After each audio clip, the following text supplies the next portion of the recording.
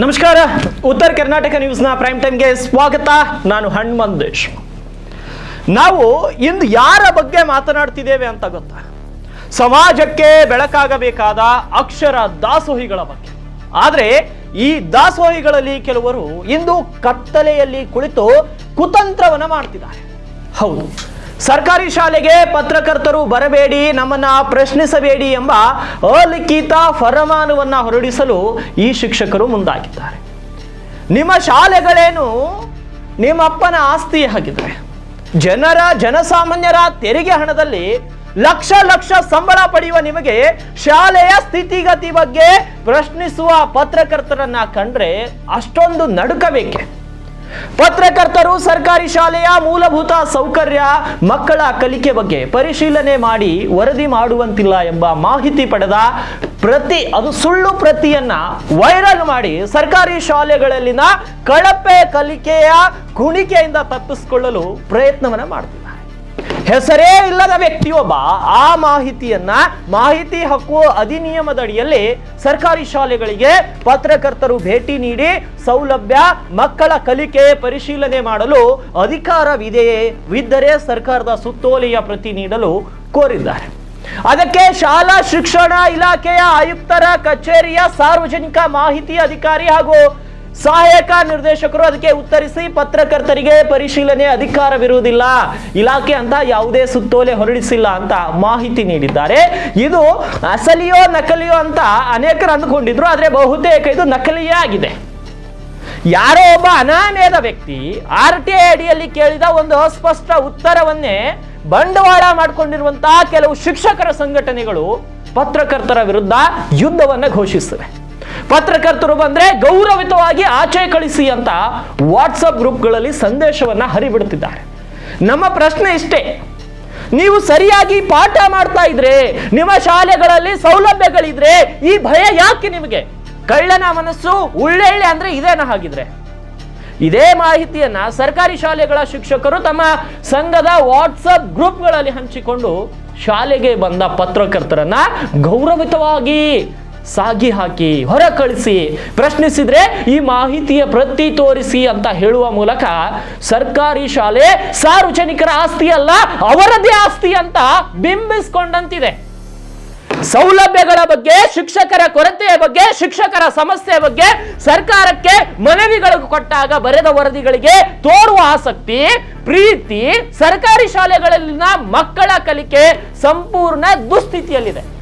ನಾವು ಮಾಡುವ ಲೋಪ ಸರ್ಕಾರದ ಸಂಬಳ, ಸೌಲಭ್ಯ ಗಟ್ಟಿಯಾಗಿ ಕೇಳುವುದು ಎಲ್ಲಿ ತಪ್ಪಲಿದೆ ಎಂಬ ಆತಂಕಕ್ಕೂ ಇಲ್ಲಿ ಪಾಲಕರು ಶಾಲೆಗೆ ಬಂದು ತಮ್ಮ ಮಕ್ಕಳಿಗೆ ಯಾಕೆ ಕಲಿಸುತ್ತಿಲ್ಲ ಅಂತ ಪ್ರಶ್ನಿಸುತ್ತಾರೆ ಎಂಬ ಅಳುಕುಗೂ, ಮೇಲಾಧಿಕಾರಿಗಳ ಆಕ್ರೋಶಕ್ಕೆ ಗುರಿಯಾಗುತ್ತೆ ಎಂಬ ಭಯಕ್ಕೂ ಯಾರದೋ ಮಾಹಿತಿಯನ್ನ ಮುಂದಿಟ್ಟು ಪತ್ರಕರ್ತರನ್ನ ಶಾಲೆಯ ಒಳಗಡೆ ಬಿಡಬಾರದು ಎಂಬ ರೀತಿಯಲ್ಲಿ ಶಿಕ್ಷಕರನ್ನ ಪ್ರತಿನಿಧಿಸುವ ಸಂಘದವರು ಚರ್ಚಿಸಿಕೊಳ್ಳುತ್ತಿರುವುದು ಇದು ನಿಜಕ್ಕೂ ನಾಚಿಕೆಗೇಡಿನ ಸಂಗತಿ.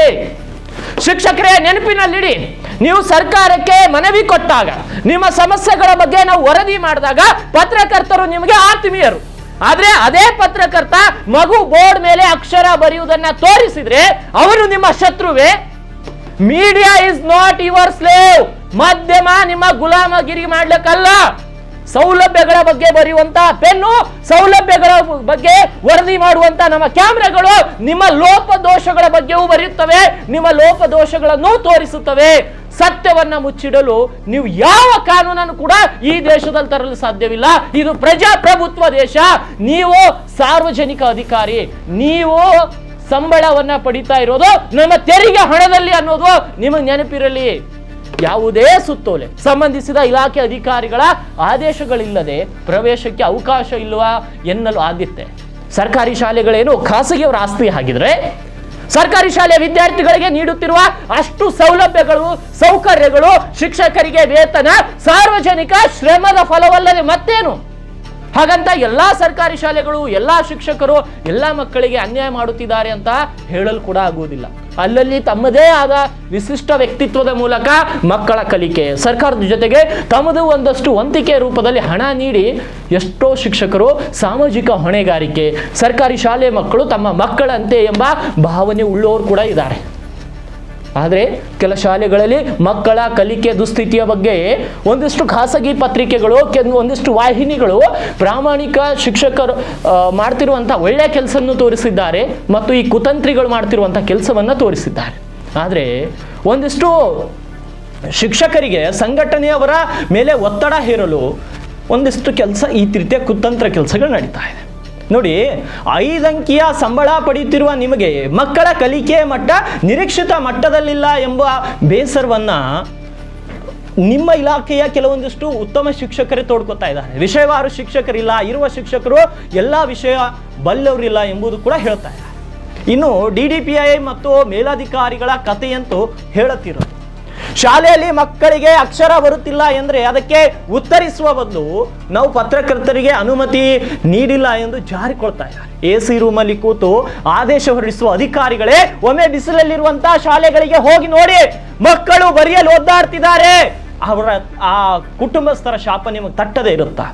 ಸರ್ಕಾರದ ಸೌಲಭ್ಯ, ಬಿಸಿ ಊಟ, ಬಟ್ಟೆ, ಬೂಟು, ಕೊಠಡಿ ಬಗ್ಗೆ ಮಾತ್ರ ನೋಡಿ ಕೇಳಿ ಬರುವ ಅಧಿಕಾರಿಗಳು ತುಸು ಮಕ್ಕಳ ಕಲಿಕೆ ಓದಿನ ಬಗ್ಗೆಯೂ ಕೂಡ ಕೊಠಡಿಗೆ ಹೋಗಿ ಬಂದ್ರೆ ಗೊತ್ತಾಗಲಿದೆ.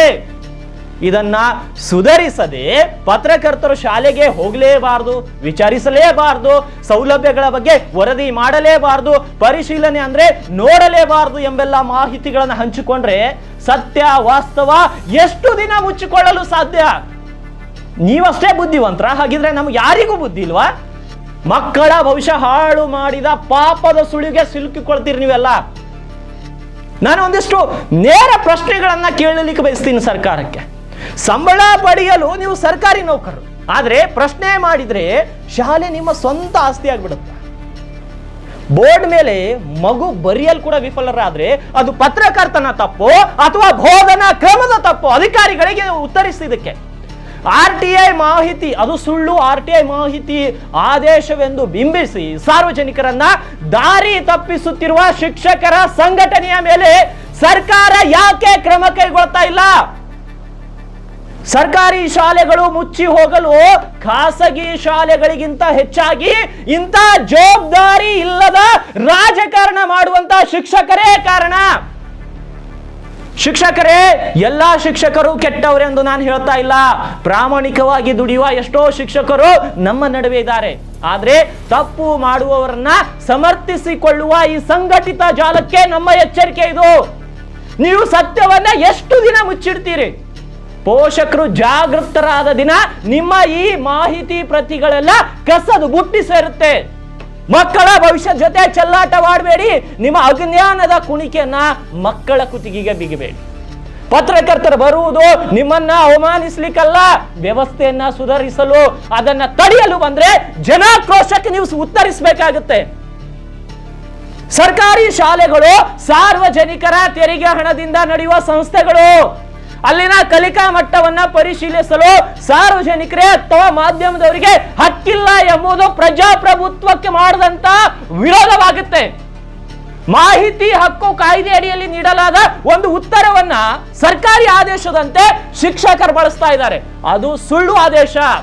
ಇದ್ರ ಬಗ್ಗೆ ಇಲಾಖೆ ಏಕೆ ಸ್ಪಷ್ಟೀಕರಣ ನೀಡ್ತಾ ಇಲ್ಲ? ಈ ಗೊಂದಲದ ಹಿಂದೆ ಇಲಾಖೆಯ ಮೌನ ಯಾಕೆ? ಪತ್ರಕರ್ತರು ಶಾಲೆಗೆ ಬಂದು ಮಗುವಿಗೆ ಅಕ್ಷರ ಜ್ಞಾನವಿಲ್ಲ ಎಂದು ತೋರಿಸಿದ್ದಾಗ ಶಿಕ್ಷಕರ ಮೇಲೆ ಕ್ರಮ ಕೈಗೊಳ್ಳುವ ಬದಲು ಪತ್ರಕರ್ತರ ಪ್ರವೇಶವನ್ನೇ ನಿರ್ಬಂಧಿಸುವುದು ಯಾವ ನ್ಯಾಯ? ಇದು ರೋಗಕ್ಕಿಂತ ರೋಗಿಯನ್ನೇ ಮುಗಿಸುವ ತಂತ್ರದ ಹಾಗಾಗಿದೆ. 5 ಅಂಕಿಯ ಸಂಬಳ ಪಡೆಯುವ ಶಿಕ್ಷಕರು ಮಕ್ಕಳ ಕಲಿಕಾ ಕುಸಿತಕ್ಕೆ ಹೊಣೆಗಾರರಲ್ಲವೇ? ಹಾಗಿದ್ರೆ ವಾಟ್ಸಪ್ ಗ್ರೂಪ್ಗಳಲ್ಲಿ ಪತ್ರಕರ್ತರನ್ನ ಗೌರವಿತವಾಗಿ ಆಚೆ ಕಳಿಸಿ ಅಂತ ಸಂದೇಶ ಹರಡುತ್ತಿರುವ ಶಿಕ್ಷಕರ ಸಂಘಟನೆ ವಿರುದ್ಧ ಇಲಾಖೆ ಏನು ಮಾಡ್ತಾ ಇದೆ? ಯಾವಾಗ ಶಿಸ್ತು ಕ್ರಮ ಜರುಗಿಸುತ್ತೆ? ಈ ಶಿಕ್ಷಕರು ಪಾಠ ಮಾಡುವುದಕ್ಕಿಂತ ಹೆಚ್ಚಾಗಿ ಮಾಧ್ಯಮಗಳನ್ನ ತಡೆಯುವಲ್ಲಿ ಆಸಕ್ತಿ ವಹಿಸ್ತಾ ಇದ್ದಾರೆ. ಸರ್ಕಾರಿ ಶಾಲೆಯನ್ನ ತಮ್ಮ ಖಾಸಗಿ ಆಸ್ತಿ ಅಂತ ಭಾವಿಸಿರುವಂತಹ ಇಂತಹ ಶಿಕ್ಷಕರಿಗೆ ಸರ್ಕಾರದ ಎಚ್ಚರಿಕೆ ಏನ್ ಹಾಗಿದ್ರೆ? ಶಾಲೆಗಳಿಗೆ ಬರುವ ಅನುದಾನ, ಬಿಸಿ ಊಟ, ಬಟ್ಟೆ, ಬೂಟುಗಳ ವಿತರಣೆಯಲ್ಲಿ ನಡೆಯುವ ಅವ್ಯವಹಾರಗಳು ಹೊರ ಬರುತ್ತೆ ಎಂಬ ಭಯದಿಂದ ಈ ನಿರ್ಬಂಧ ಹೇರಲಾಗ್ತಾ ಇದೆ. ಹಾಗಿದ್ರೆ ಸೌಲಭ್ಯಗಳ ಬಗ್ಗೆ ವರದಿ ಮಾಡಿದ್ರೆ ಪ್ರೀತಿ ತೋರುವ ನೀವು ಅದೇ ಶಾಲೆಯ ಕಲಿಕಾ ದುಸ್ಥಿತಿಯ ಬಗ್ಗೆ ವರದಿ ಮಾಡಿದ್ರೆ ಅಧಿಕಾರ ಇಲ್ಲ ಅನ್ನೋದು ನಿಮಗಷ್ಟೇ ಕಾನೂನು ಗೊತ್ತಿದೆ, ಬೇರೆಯವ್ರಿಗೆ ಯಾರಿಗೂ ಕಾನೂನು ಗೊತ್ತಿಲ್ವಾ? ಹಾಗಿದ್ರೆ ಸರ್ಕಾರಿ ಶಾಲೆಗಳು ಮುಚ್ಚುತ್ತಾ ಇವೆ, ದಾಖಲಾತಿ ಕಡಿಮೆ ಆಗ್ತಾ ಇದೆ ಅಂತ ಕಳವಳ ಪಡುವ ನೀವು ಇಂಥ ಬೇಜವಾಬ್ದಾರಿ ಶಿಕ್ಷಕರ ನಡೆಯಿಂದ ಪೋಷಕರು ಶಾಲೆಗಳ ಮೇಲೆ ನಂಬಿಕೆ ಕಳೆದುಕೊಂಡಿರುವುದು ಗಮನಿಸಿದ್ದೀರಾ? ಹಾಗಿದ್ರೆ ಸಚಿವರೇ, ನೀವು DDPIಗಳು BOಗಳು ಕಚೇರಿಯನ್ನ ಬಿಟ್ಟು ಶಾಲೆಗೆ ಭೇಟಿ ನೀಡಿ ಮಕ್ಕಳ ಓದು ಬರವನ್ನ ಖುದ್ದು ಪರೀಕ್ಷಿಸಲು ನೀವು ಹೋಗಿ, ಅದನ್ನು ಬಿಟ್ಟು ಯಾಕೆ ಹಿಂಜರಿತಾ ಇದ್ದೀರಾ ನೀವು? ಸಚಿವರೇ, ನಿಮ್ಮ ಇಲಾಖೆ ಆದೇಶಗಳು ಶಾಲೆಗಳ ಗುಣಮಟ್ಟ ಸುಧಾರಿಸಲು ಹೊರಟಿದೆಯೋ ಅಥವಾ ಶಿಕ್ಷಕರ ಲೋಪದೋಷಗಳನ್ನ ಮುಚ್ಚಿಟ್ಟಲು ಹೊರಟಿದೆಯೋ ಅನ್ನೋದನ್ನ ನೀವು ಒಂದು ಸಲ ಮನವರಿಕೆ ಮಾಡ್ಕೊಳ್ಬೇಕು. ಯಾವ ಮಟ್ಟಿಗೆ ಶಿಕ್ಷಣ ಇಲಾಖೆ ಕೆಲಸ ಮಾಡ್ತಾ ಇದೆ ಅನ್ನೋದನ್ನ ಒಂದು ಸಲ ಯೋಚನೆ ಮಾಡಿ. ಪ್ರಾಥಮಿಕ ಹಂತದಲ್ಲೇ ಮಕ್ಕಳಿಗೆ ಒಳ್ಳೆ ಶಿಕ್ಷಣ ಸಿಗದೆ ಇದ್ದಾಗ ಆತ ಈ ದೇಶಕ್ಕೆ ಎಂದು ಸೇವೆ ಮಾಡಬೇಕು? ಉತ್ತಮ ನಾಗರಿಕ ಯಾವಾಗ ಆಗ್ಬೇಕು ಸಚಿವರೇ? ಯಾರನ್ನ ಸಮರ್ಥಿಸಿಕೊಳ್ತಾ ಇದ್ದೀರಾ ನೀವು? ಇವತ್ತು ನಾವು ಶಿಕ್ಷಕರಂದ್ರೆ ಗುರುಗಳಂದ್ರೆ ದೇವರಿಗಿಂತಲೂ ಹೆಚ್ಚಾಗಿ ತಿಳಿತೀವಿ ನಾವು. ಆದ್ರೆ ಕೆಲವೊಂದಿಷ್ಟು ಕುತಂತ್ರಿಗಳು ಮಕ್ಕಳಿಗೆ ಪಾಠವನ್ನ ಮಾಡದೆ ರಾಜಕೀಯವನ್ನ ಮಾಡ್ತಾ ಇದ್ದಾರೆ, ಶಾಸಕರ ಹತ್ತಿರ ಗುಲಾಮ್ಗಿರಿ ಮಾಡ್ತಾ ಇದ್ದಾರೆ. ಕೆಲವೊಂದಿಷ್ಟು ಪ್ರಾಥಮಿಕ ಶಾಲೆಯ ಶಿಕ್ಷಕರು ಔರಾದ್ ಮತ್ತೆ ಬೀದರ್ ಜಿಲ್ಲೆಯಲ್ಲಿ ಶಾಸಕರ ಗುಲಾಮ್ಗಿರಿಯನ್ನ ಮಾಡ್ತಾ ಇದ್ದಾರೆ. ಅವರ ಚಮಚಗಳಂತೆ ವರ್ತನೆ ಮಾಡ್ತಾ ಇದ್ದಾರೆ, ಅವರ ಪಿಯಗಳಂತೆ ವರ್ತನೆ ಮಾಡ್ತಾ ಇದ್ದಾರೆ. ಇದನ್ನೆಲ್ಲ ನೋಡಿ ಕೂಡ ನಾಚಿಕೆ ಇಲ್ಲದ ಹಾಗೆ ಕೂತಿದ್ದೀರಲ್ಲ ಹಿರಿಯ ಅಧಿಕಾರಿಗಳೇ, ನಿಮಗೆ ಕಿಂಚಂತೂ ನಾಚಿಕೆ ಅನ್ನೋದಿದ್ರೆ ಅಂತವ್ರನ್ನ ಹುಡುಕಿ ಇಲಾಖೆಯಿಂದ ಅಮಾನತು ಮಾಡಿ ಕಳಿಸಿ, ಅಂತವ್ರನ್ನ ವಜಾ ಮಾಡಿ. ಮಕ್ಕಳ ಭವಿಷ್ಯ ಜೊತೆ ಆಟ ಆಡಿದ್ರೆ ಆ ಪಾಪ ನಿಮ್ಮ ಮಕ್ಕಳಿಗೂ ತಟ್ಟುತ್ತೆ, ಆ ಶಾಪ ನಿಮ್ಮ ಮಕ್ಕಳಿಗೂ ತಟ್ಟುತ್ತೆ. ಎಲ್ಲ BO DDPIಗಳು ಇದನ್ನು ನೆನಪಿನಲ್ಲಿ ಇಟ್ಕೊಳ್ಳಿ. ಇದು ಪ್ರಜಾಪ್ರಭುತ್ವ ದೇಶ, ಇಲ್ಲಿ ಪ್ರಶ್ನೆ ಮಾಡೋಕ್ಕೂ ಹಕ್ಕಿದೆ, ಕೇಳೋಕ್ಕೂ ಹಕ್ಕಿದೆ. ನಾವು ವ್ಯವಸ್ಥೆಯನ್ನು ಪರಿಶೀಲನೆ ಮಾಡ್ತೀವಿ. ಪರಿಶೀಲನೆ ಮಾಡಿದ್ರೆ ನಿಮಗೆ ನೋವಾಗ್ತಾ ಇದೆಯಾ? ನಿಮ್ಮ ಇಲಾಖೆಯಲ್ಲಿ ನಾವು ವ್ಯವಹಾರಗಳು ಹೊರಗೆ ಬರುತ್ತೆ ಅಂತ ಭಯವಾಗ್ತಾ ಇದೆಯಾ?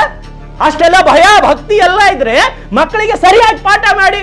ಅದನ್ನ ಬಿಟ್ಟು ರಾಜಕೀಯ ಮಾಡುವಂತ ಶಿಕ್ಷಕರಿಗೆ ಪ್ರಮೋಷನ್ ಕೊಡುವುದು, ಇಂಥವುಗಳನ್ನ ಬಿಟ್ಟು ಬಿಡಬೇಕು. ಸಚಿವರು ಈಗಲಾದ್ರೆ ಎಚ್ಚೆತ್ತುಕೊಳ್ಳಿ. ಆದ್ರೆ ನಮ್ಮ ಹೋರಾಟ ಮಾತ್ರ ನಿಲ್ಲಲ್ಲ. ಪ್ರಾಥಮಿಕ ಪ್ರೌಢಶಾಲಾ ಹಂತದಲ್ಲಿ ಮಕ್ಕಳಿಗೆ ಸರಿಯಾದ ಪಾಠ ಆಗಬೇಕು, ಒಳ್ಳೆಯ ಶಿಕ್ಷಣ ಸಿಗಬೇಕು, ಕಲಿಕಾ ಗುಣಮಟ್ಟ ಹೆಚ್ಚಾಗಬೇಕು. ಅದು ಆಗದೆ ಹೋದ್ರೆ ನಮ್ಮ ಹೋರಾಟ ನಿರಂತರವಾಗಿ ನಡೆಯುತ್ತೆ. ನಮ್ಮನ್ನ ಯಾವ ಶಕ್ತಿಗಳು ತಡೆಯುತ್ತೋ ನಾವು ಕೂಡ ನೋಡ್ತೀವಿ. ಈ ರಾಜ್ಯದ ಯಾವ ಮಗುವಿಗೂ ಕೂಡ ಅನ್ಯಾಯವಾಗಬಾರ್ದು. ಒಬ್ಬ ಮಗುವಿಗೂ ಅನ್ಯಾಯವಾದರೂ ಕೂಡ ನಮ್ಮ ವಾಹಿನಿ ಎಂದು ಕೂಡ ಸಹಿಸುವುದಿಲ್ಲ.